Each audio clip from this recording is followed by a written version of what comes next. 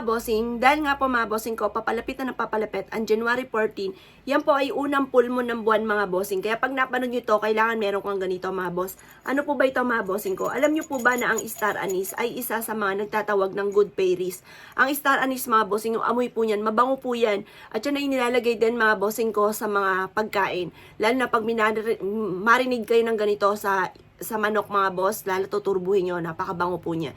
O yung aroma po niya ay nanunuot sa ulam or sa manok mga boss, yung ituturo ko nga po sa inyo. Hindi lang po siya dyan. Alam niyo po ba mga bossing ko na ito po ay attract ng swerte? Ito pa mga bossing ko ay nagtatawag ng mga good fairies. Kung ikaw ay lagi minamalas, kailangan mo ng star anise sa bahay ninyo. Kumuha ka ng isang mangkukan or kahit isang maliit na shot glass mga bossing ko, isang maliit na lagayan. Maglagay ka doon ng star anise. Ilagay mo ito sa center table po ninyo. Ito po yung nagtatawag ng good fairies. Or kaya po, Tuesday or Friday, or dahil nga po malapit na mga bossing ko, ang unang full moon ng taon, paghandaan po natin po yan. Bumili ka ng star anise at magsunog ka ng star anise. Pwede sa uling, magparikit ka, pagkatapos magsunog ka ng star anise. Pwede mo durugin ng star anise. Ang aroma mga bossing ko, or kaya isang piraso, sunugin mo na lang siya. Kasi ang aroma mga bossing ko ng star anise, nagtatawag yan ng good fairies.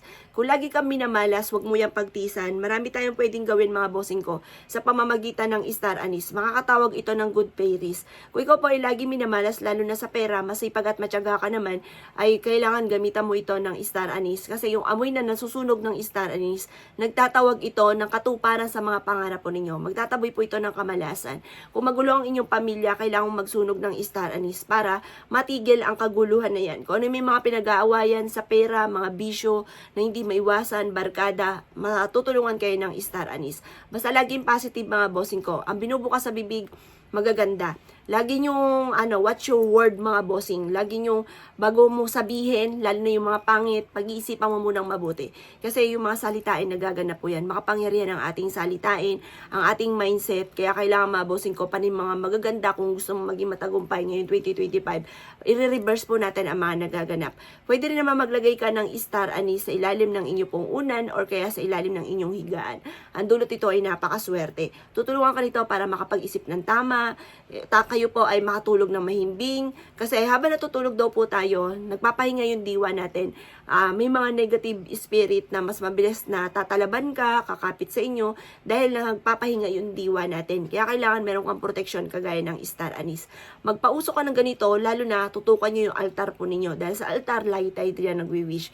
Nagtataboy ito ng mga negative energy. Kasi minsan, yung mga altar natin, lalo na kung hindi mo napapausukan, maaari may mga kumakapit na dyan ng mga negative. Kaya mas mainam, papahiran din natin sila ng holy water. Kung kayo pupunta sa simbahan, bumili ka ng holy water.